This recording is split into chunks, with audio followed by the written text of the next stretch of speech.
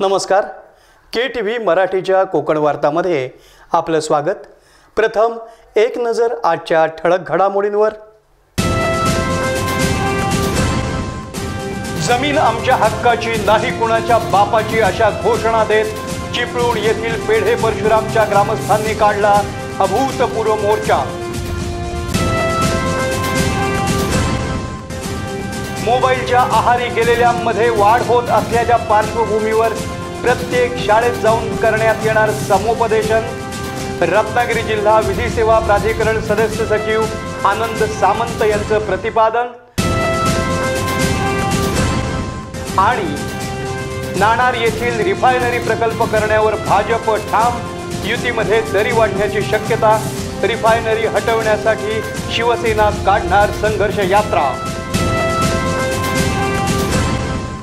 या नंतरच्या बातम्या थोड्याशा विश्रांतीनंतर. समंदर की गोद में पला है तू, अंगड़ाई लेते ही लहरें शुरू. आज यौवन की मस्ती छोड़, ले चलता हूं तुझे एक नए मोड़. आजा तुझे मां पुकारे अब, छेड़ देते हैं बीच से कुछ शरारत हंसी. गले लगा ले उसे ए फकीर, इंतजार कर रहा है तेरा तो. चल दे देते हैं उसे फसल की खूबसूरती तो. आजा तुझे मां पुकारे अब, मीलों आगे चलना है हमें. सिर्फ फसल नहीं, तेरे स्पर्श की चाह में बैठे हैं शहरों में भी कहीं. उनके मुख पे भी लानी है मुस्कान, उन्हें भी देनी है एक नई पहचान. आजा तुझे मां पुकारे अब. फिनोलेक्स पाइप्स पहुंचाए पानी को अपनी मां के पास. आणि आता वळूया सविस्तर वृत्तांताकडे. जमीन आमच्या हक्काची नाही कुणाच्या बापाची, चले जाओ देवस्थान ट्रस्टी चले जाओच्या घोषणा देत चिपळूण येथील पेढे परशुराम पंचक्रोशीतील ग्रामस्थांनी अभूतपूर्व मोर्चा काढून इतिहास नोंदवला.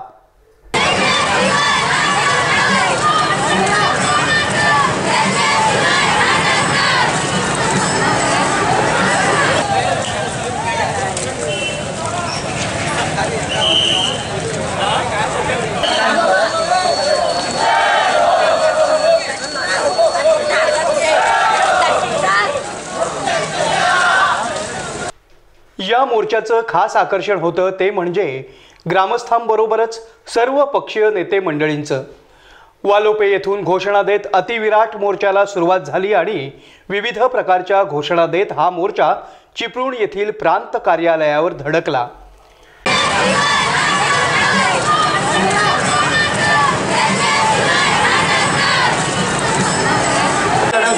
आम्हाला सहकार्य करणाऱ्या आलेल्या लोकप्रतिनिधींनी आम्हाला सहकार्य करावं.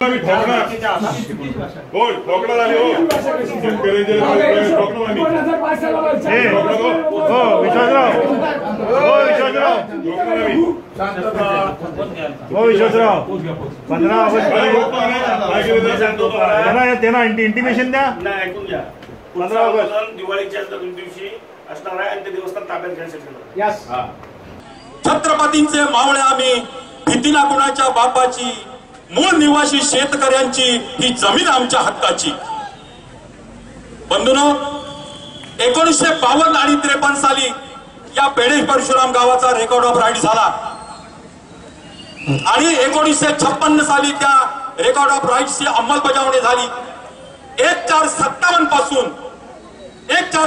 पासून आमच्या कुळांची नोंदी त्या ठिकाणी झाल्या आणि आम्ही 1457 पासून आम्ही त्या जमिनीचे मूळ मालक झालो.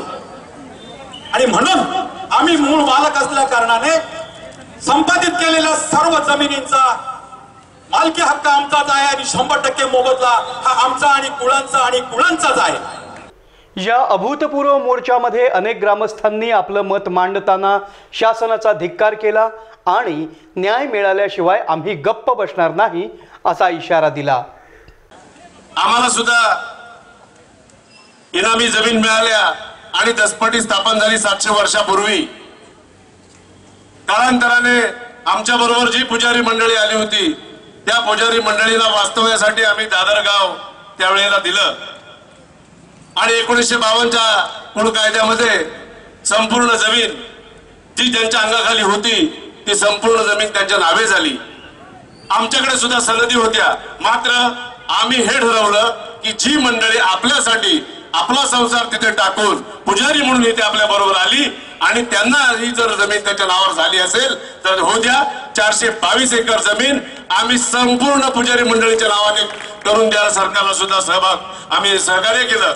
तो वंचित हक्क निश्चितपणे मिळवण्यासाठी म्हणून आमच्या पुढच्या पिढीला कुठल्याही परिस्थितीत या हक्कापासून वंचित आम्ही ठेवणार नाही, हाच निर्धार करून आपण हा मोर्चा या ठिकाणी आणलेला आहे. आणि यापुढे निश्चितपणे आपली पुढची पिढी ही स्वतंत्र भारताचा स्वतंत्र नागरिक म्हणून जगेल, एवढंच निर्धार या ठिकाणी या मोर्चाच्या निमित्तानं आपण करूया.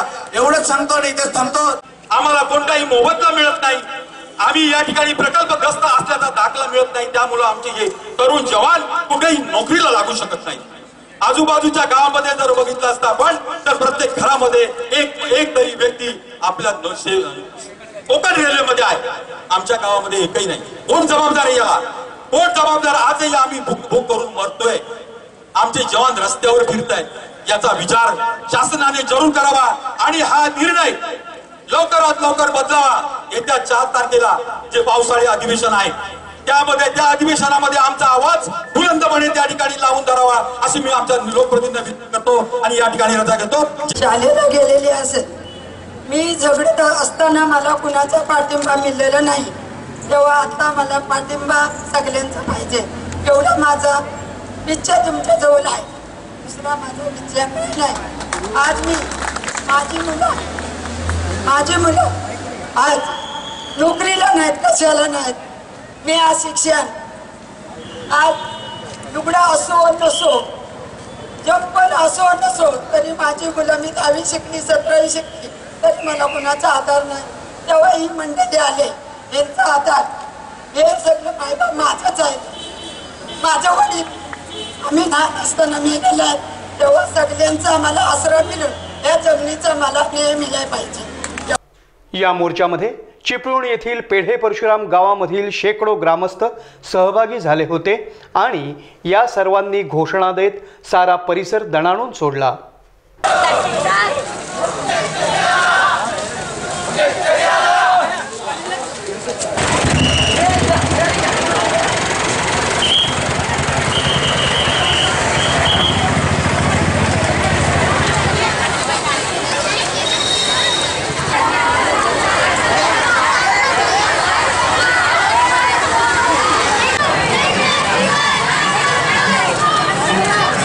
आमदार सदानंद चव्हाण, आमदार संजय कदम, खेड नगरपालिकेचे नगराध्यक्ष वैभव खेडेकर, राष्ट्रवादीचे माजी जिल्हाध्यक्ष शेखर निकम, चिपळूण तालुका अध्यक्ष जयेंद्र खताते, चिपळूण पंचायत समितीच्या सभापती सौ पूजा निकम, शिवसेना जिल्हाप्रमुख सचिन कदम, भाजप तालुका अध्यक्ष सतीश मोरे यांसह विविध ग्रामपंचायतींचे सरपंच, उपसरपंच, विविध पक्षांचे पदाधिकारी या मोर्चामध्ये सहभागी झाले होते.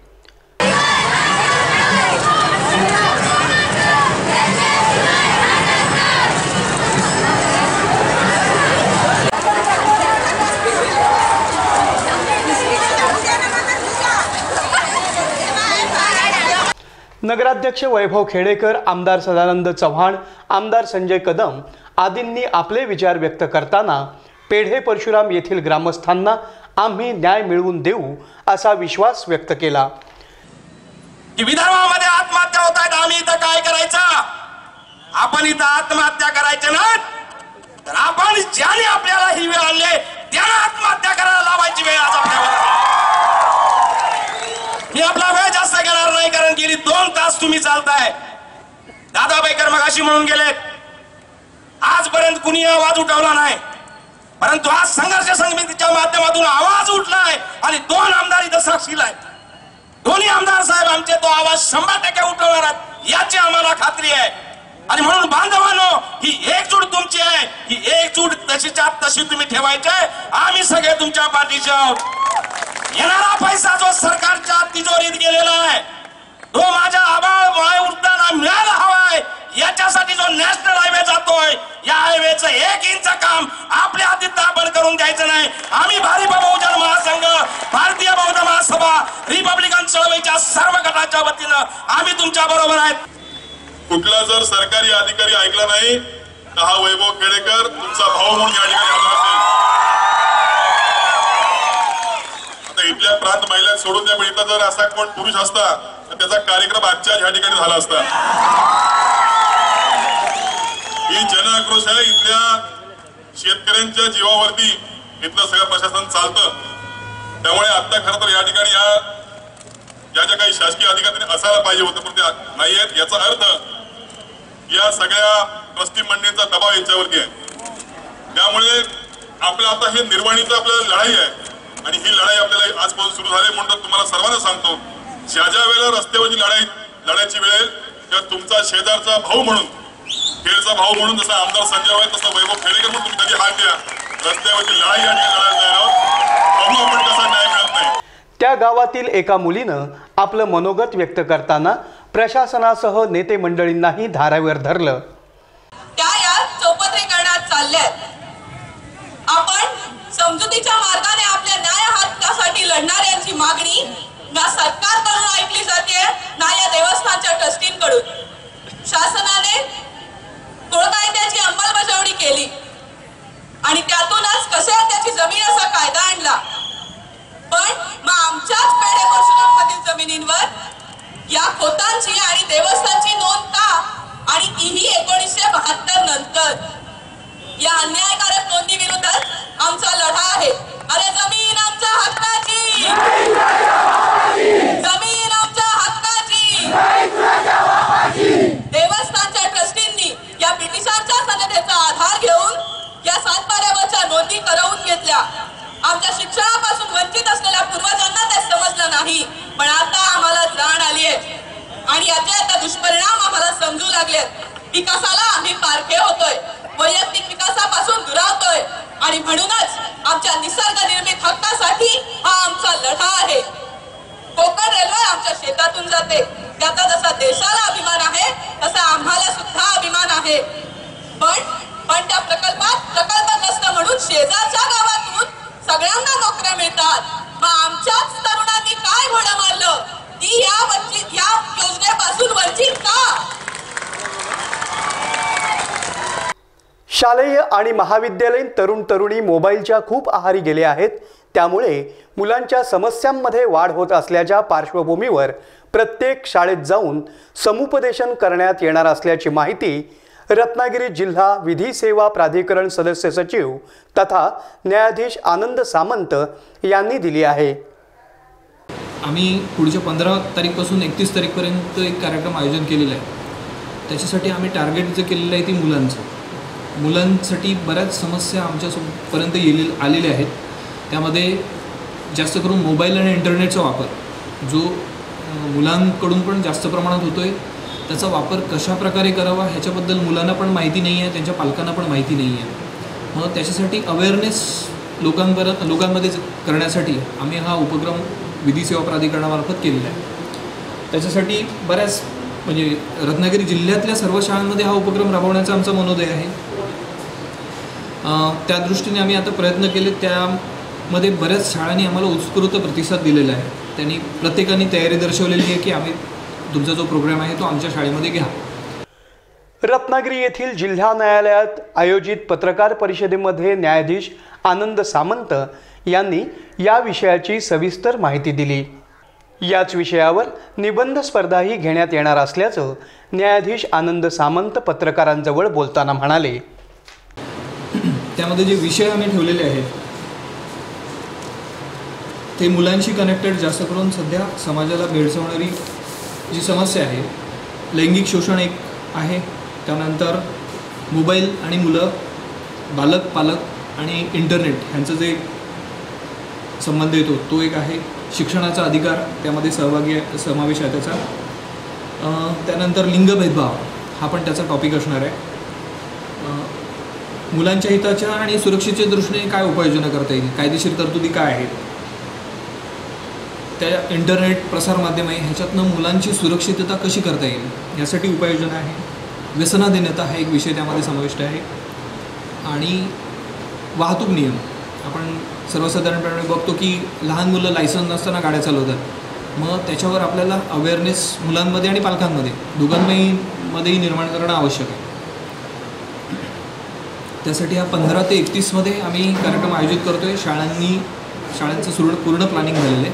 रत्नागिरी जिल्ह्यातल्या आणि तालुक्यातल्या सगळ्या शाळा आम्ही आयडेंटिफाय केलेल्या आहेत. किती शाळा? जवळजवळ आता आमच्याकडे 20 शाळा आलेल्या आहेत इथल्या. रत्नागिरी तालुक्यातल्या वेगवेगळ्या आहेत, पण रत्नागिरी तालुक्यातल्या 20 शाळा आहेत.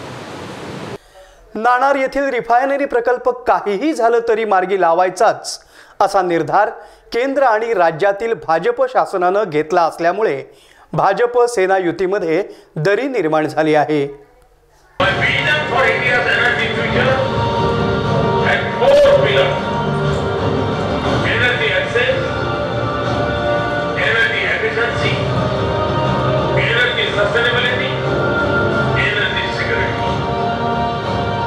$50 बिलियन गुंतवणूक म्हणजे जवळजवळ 3 लाख कोटी रुपये.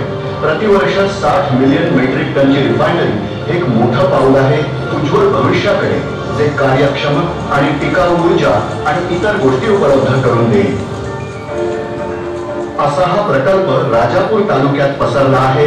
15,000 एकरच्या विशाल जमिनीवर, जिथं रिफायनरी आणि पेट्रोकेमिकल सकट 1,000 एकर मध्ये जलवाहतुकीची 50 इंटरकनेक्टेड स्टोरेज युनिट्स असतील आणि पोर्ट सुविधाही असेल. भाजपमधील काही प्रमुख नेत्यांनी नाणारवरून शिवसेनेला कोंडीत पकडण्याचंच काम केलं असल्यानं शिवसैनिक आणि नाणार येथील ग्रामस्थांमध्ये प्रचंड नाराजी पसरली आहे.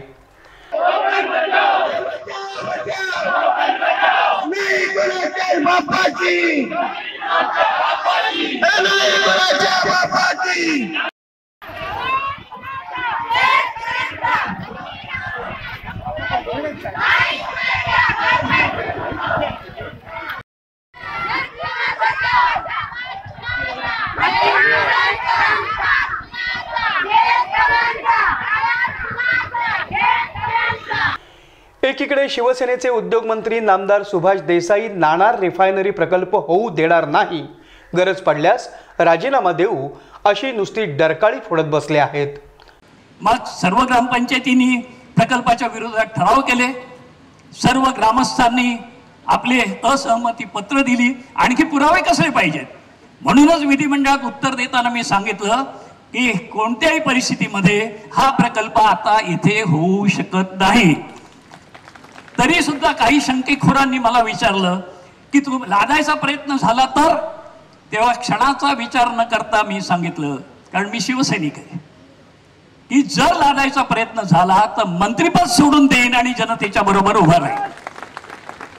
तर दुसरीकडे मात्र देशाचे पेट्रोलियम मंत्री धर्मेंद्र प्रधान हे मात्र करारावर करार करून एक प्रकारे शिवसेनेला सरळ सरळ डिवचण्याचं काम करत आहेत आणि शासनाच्या वतीनं सोशल मीडिया व वर्तमानपत्रात जाहिराती देऊन नाणार येथील रिफायनरी प्रकल्प कसा सुरक्षित आहे हे दाखवून देण्याचं काम करत आहेत.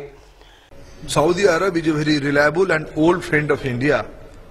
Both the leadership has a very excellent relationship. Saudi Arab is the #1 crude oil supplier to our market. 25% of LPG we import from Saudi Arab, from the Aramco. So Aramco and Saudi Arab are the most reliable partner for our energy need. And I convinced them, I put forth India's point of view. India is a consumer-centric market. We must get reasonable price on crude oil, on LPG. Every pie we can save, we can pass it on to consumers. We also discuss about the 2 mega projects. One is on the west coast, Ratnagiri refinery. One is at east coast, the Kakinada petrochemical project. खासदार विनायक राऊत आणि आमदार राजन साळवी यांनी काहीही झालं तरी Nanar refinery प्रकल्प आम्ही होऊ देणार नाही म्हणजे नाही असं जाहीर केलं आहे.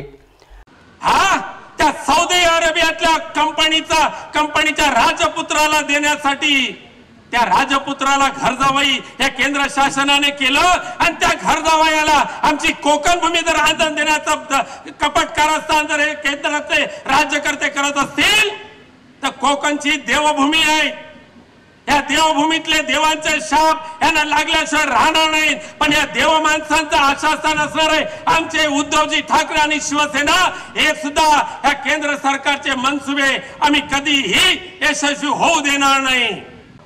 जैतापूरच्या प्रकल्पाच्या बाबतीमध्ये सुद्धा ज्या ज्या लोकांनी इथे येण्याचा प्रयत्न केला त्या लोकांना हुसमवण्याचा प्रयत्न आम्ही ठिकाणी केलेला आहे. आणि म्हणून आज आपल्याला मी सांगू इच्छितो, आमचे हे सर्व असणारे या परिसरातले शिवसैनिक, आमचे ग्रामस्थ पदाधिकारी भविष्यामध्ये या ठिकाणी जबरदस्तीने प्रकल्प तर होणार नाहीच आहे, पण प्रकल्पासंबंधी जागा घेण्यासंबंधी असा इंचभर प्रयत्न केला. आणि दुर्दैवाने या ठिकाणी असणारे सर्व अधिकारी यंत्रणा असेल, प्रशासन असेल, महसूल विभाग असेल, उद्योग विभाग असेल किंवा भारतीय जनता पक्षाचे या ठिकाणी असणारे कोण अन्य मंडळी असतील, याद राखा, हिम्मत असेल तर या पठारावरती पाऊल ठेवून बघा.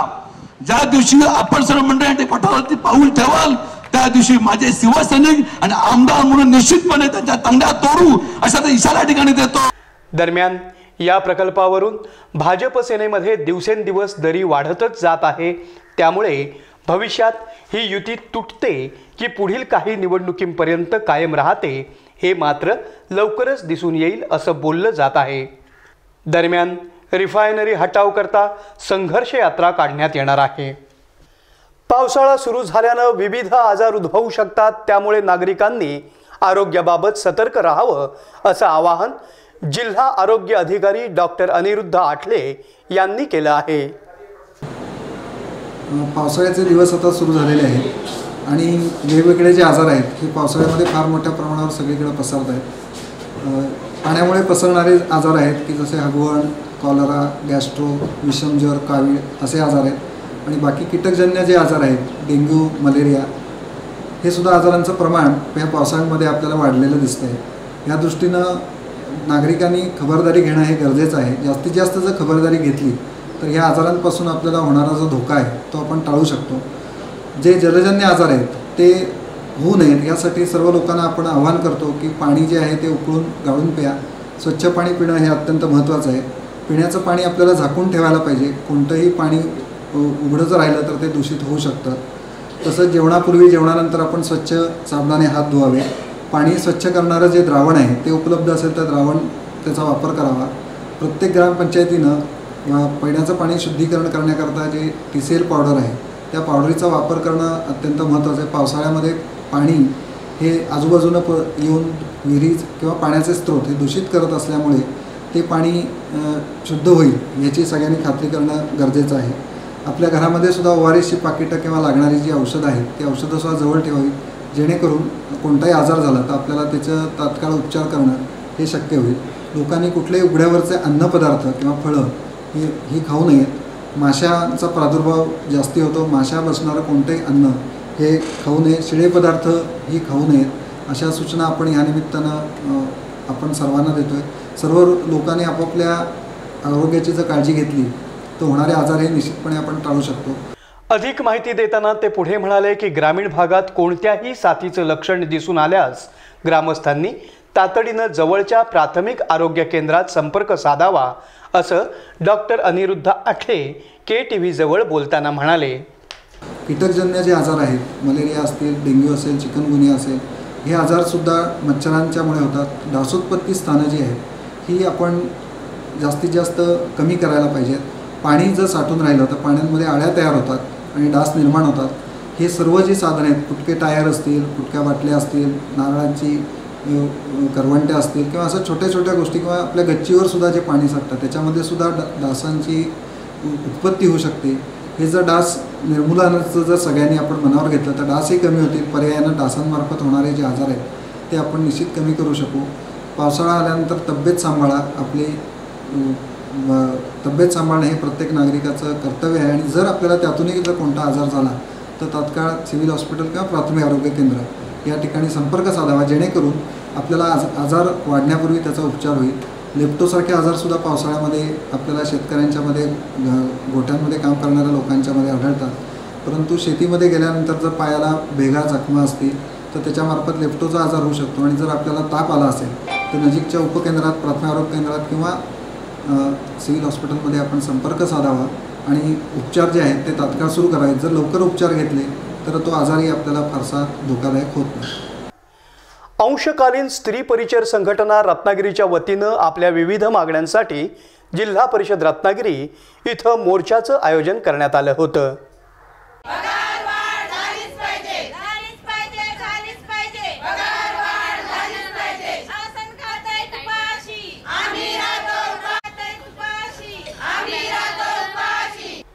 यावेळी त्यांनी आपल्या विविध मागण्यांसाठी घोषणा देऊन शासनाचा निषेध केला.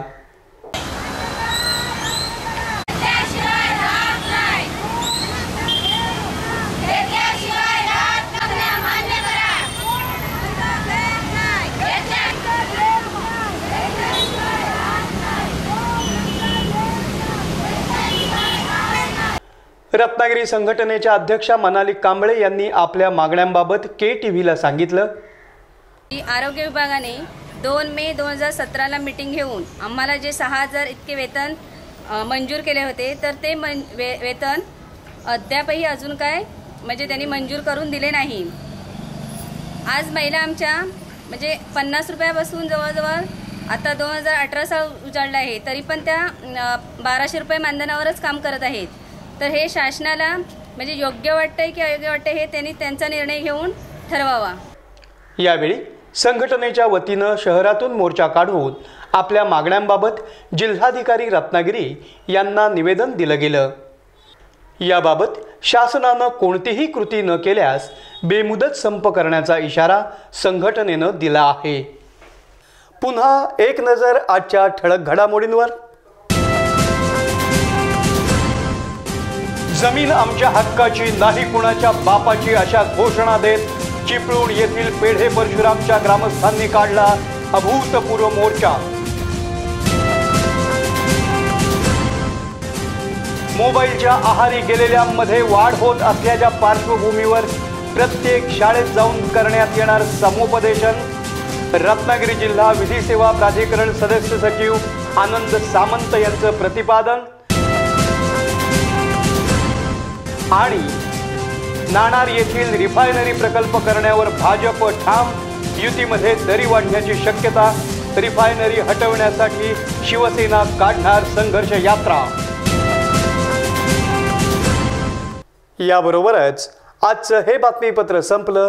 पुन्हा भेटूया पुढील बातमीपत्रात. तोपर्यंत नमस्कार.